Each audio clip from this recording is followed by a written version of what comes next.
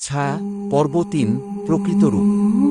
৩ number flat এখন পুরোপুরি বন্ধ, কিন্তু এক রাতে এক বৃদ্ধা এসে ভবনের দারোয়ানকে বলেন, তোমরা ওকে বের করে দিয়েছ, এখন সে খুঁজবে নতুন শরীর।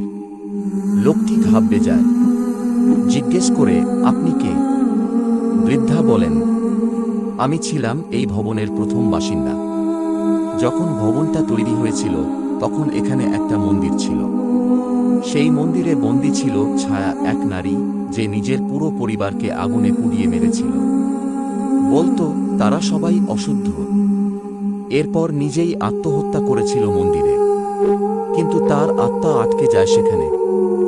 যখন মন্দির ভেঙে ভবন বানানো হয় তখন কেউ বুঝতে পারেনি এক ভয়ঙ্কর আত্মাকে জাগানো হয়েছে। ছায়া এখন দেহ চায়। সে ফ্ল্যাটে যারাই আসে তাদের একসময় গ্রাস করে, আর তাদের মধ্য দিয়ে ফিরে আসতে চায়। একই সময় শহরের এক তরুণ প্রোগ্রামার রিদওয়ান সেই ঘটনা নিয়ে একটি ডকুমেন্টারি বানাতে চায়। ইউটিউব চ্যানেলের জন্য চ্যালেঞ্জ করতে গিয়ে সে ঢুকে পড়ে ৩ নম্বর ফ্ল্যাটে, লাইভ স্ট্রিম চালু রেখেই। রাত ৩টা। ভিডিওর কমেন্টে লোকজন দেখতে পায় রিদওয়ানের পেছনে ধীরে ধীরে একটা অবয়ব উঠে দাঁড়াচ্ছে। কেউ লিখছে, প্রভাব বিহাইন্ড।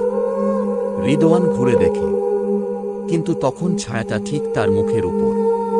ক্যামেরা হঠাৎ বন্ধ, ভিডিও ফিড অন্ধকার। পরে যখন পুলিশ এসে ফ্ল্যাট খোলে তখন পায় একটা কাগজের টুকরো। সে এখন রক্তের গন্ধ পায়। ছায়া আর আড়াল থেকে দেখে না। এবার ও সামনে আসবে, এবং দেয়ালে এক নতুন লাইন রক্তে লেখা,